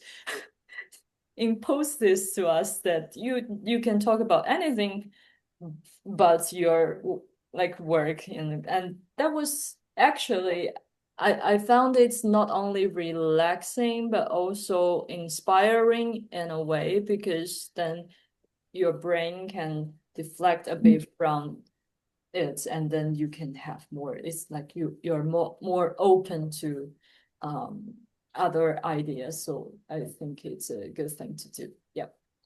We have the best fika here in Sweden. And I mean, kladdkaka is like the famous thing. Do you like kladdkaka? I prefer princess cake. Okay, okay. Well, that's equally Swedish. I would say that.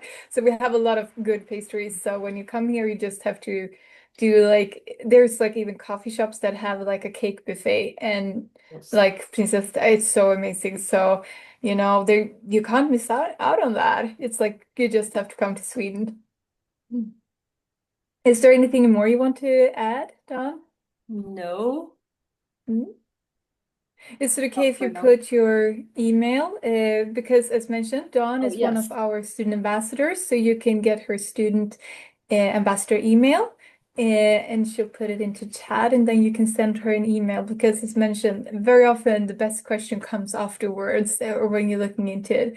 So that's so perfect. Thank you so much, Dawn. Thank you. It's just every time I hear you, and I think I can talk for Sarah as well. We get so inspired. It's like, Yes. why didn't we study this? So it's like it's so fun. It's like, oh, games could be pedagogical, they could be so historical. It's just amazing when you see that. So I'm going to check out the one in Skara. Definitely. I'm going to do that. I'm looking forward to I that. just know that you live in Mariestad. Have you ever Yeah. been to the K in Mariestad? The cave? They sort of have, okay, we will talk about this later, but they have this club, like they have writing activity every Thursday, and I also, Ah, and they have the small concert and small exhibitions there. And I also worked with uh like the project yeah. that we put frames where was in collaboration with them. It's called K dot Skaraboy, and it's located in Mariestad.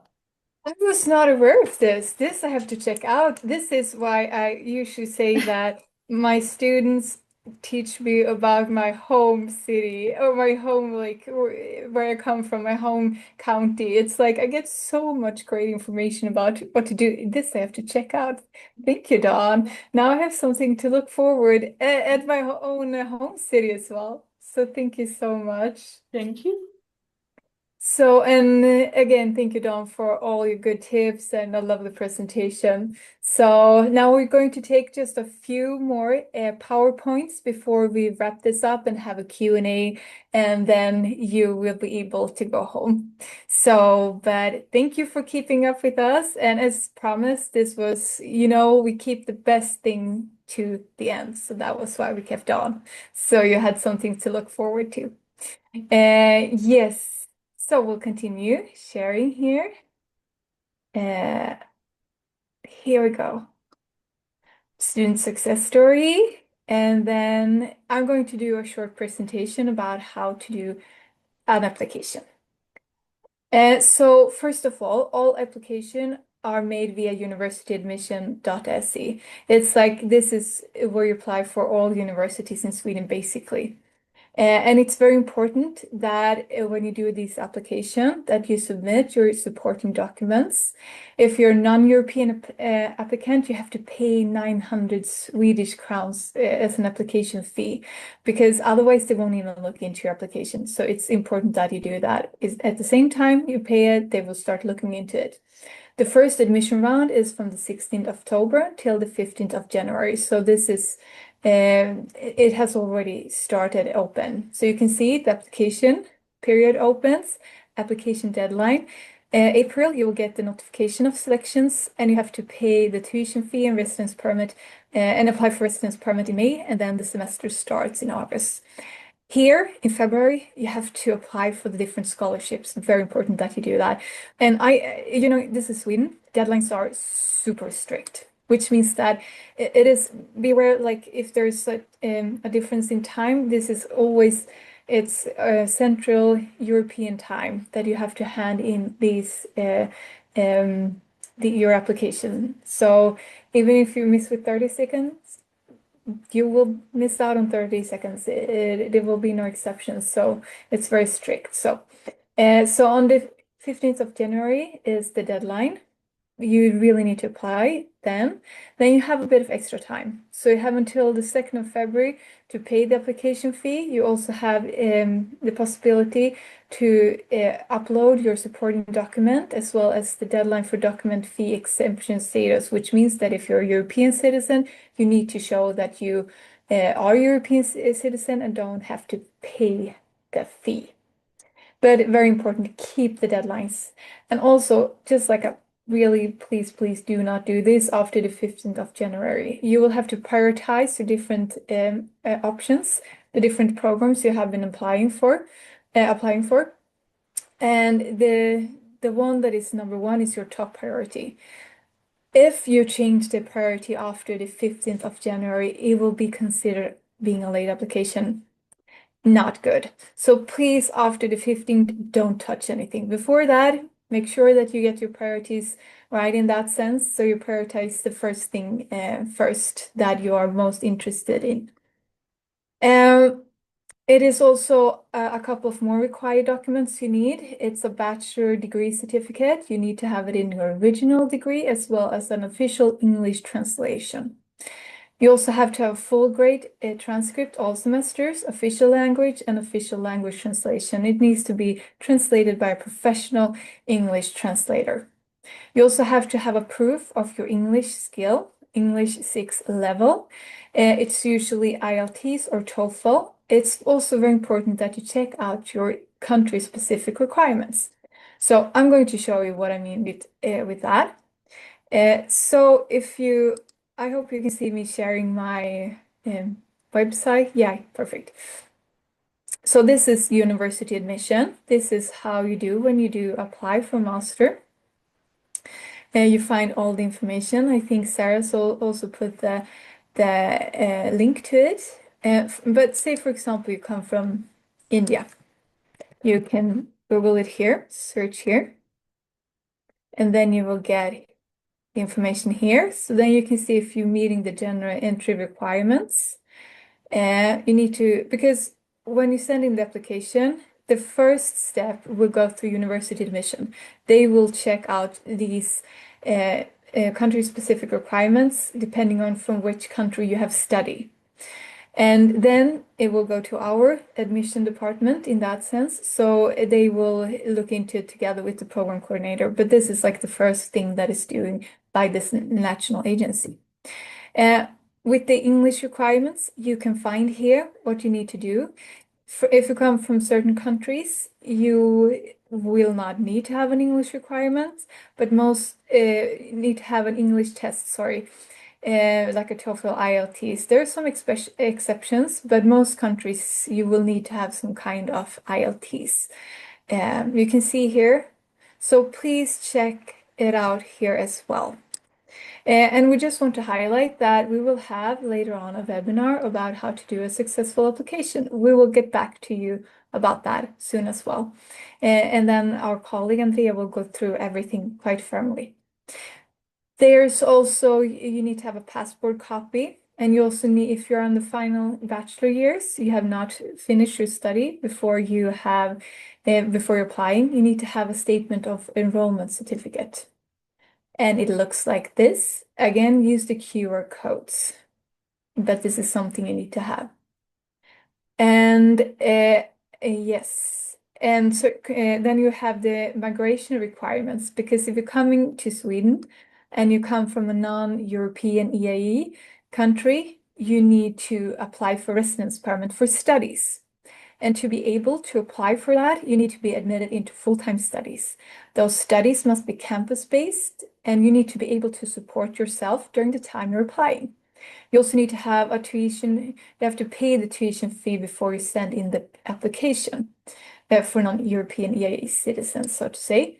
I just want to highlight one thing as well, and that is that if you come with your family, it's very important that you put them into the same application, because if you apply for yourself and then apply for them, there will be different criteria, because then it will be much more stricter. Then you have to have an income that is quite high, things like that. It will be very problematic to get your spouse or kids here. So please put them into the same application. You can find all the information here as well. And when you get accepted, we will of course have a pre-departure webinar where we will go firmly through this as well. Upon graduation, it is possible to apply for a residence permit to look for a job, do an internship, or open up your own business in Sweden up to 1 year after. So it's like 1 year after you have finished your studies. And Sarah, please talk a bit about us online and ambassadors and everything. Absolutely. And I just want to highlight that if you guys have questions about how to apply and migration questions, for the migration questions, it's always easier to go directly to the Swedish Migration Agency because they're experts at what they do. So contact them about specific things, since we are not educated specifically on those questions, but they are, and they can answer and help you out. If you have application questions, you can contact us directly. And ask us questions even in this webinar. So you can post anything you're wondering in the Q&A. And we will get back to you later because we know that can be a little bit confusing, and that's the part of the process that we really want you guys to get right so you can get here on time, of course. Yeah, but if you are here today, you know that we have webinars that are program specific. We also have other webinars, such as how to create a successful application. And we also have a open house, a virtual open house that you can visit. We have pre-departure webinars. And once you are already admitted to our programs, we also have webinars for you that go more into depth about what steps you actually need to take before coming to Sweden and during your stay here. And I will actually post the webinar schedule in the chat, so you can go to that, and there are sign-up links, just like you did for this webinar. You can sign up for other webinars as well. If you need even more information that you're getting here today and you're getting from the webinars, you can contact our student ambassadors. If you go to the next slide, we can see some pictures of them right here. You see Dawn here. We also have Annika, Teresa, and Renzi. And there are going to be some more as well during the next year. So these guys, as you saw, Dawn is very educated on her program and can answer a lot of questions that probably me and Karin can't answer because we're local, right? So we're from here. We can't answer about the experiences of international students coming here, but our student ambassadors definitely can. They're all international students. So feel free to reach out to them in the QR code right here. You will find all the information on how to contact them. We also have some Study in Sweden ambassadors that have posted content on the Study in Sweden webpage. So if you want to read more about their experiences, they've all been studying with us here at the University of Skövde, and you can check them out in these QR codes as well. And like we said, if you have any more questions after this webinar, you can always reach out to study@his.se, and I will put that in the chat for you guys right now. That's our study team, and we try to respond there as quickly as we can to any questions that might arise or anything that was unclear during this webinar. We will also post this webinar after we've filmed it if it's successful, like Karin said before. So you can come back to it and watch it again if you need to. Yes, and we will soon stop the recording because and then we will continue with Q&A for those who are participating live here. So for you who are looking at the recording now, we'll just say thank you for watching, and thank you for also of those who have been participating in this webinar. Thank you, Dawn. Thank you, Sarah. And we're looking forward to welcome you to our university in August. We really want to see you here.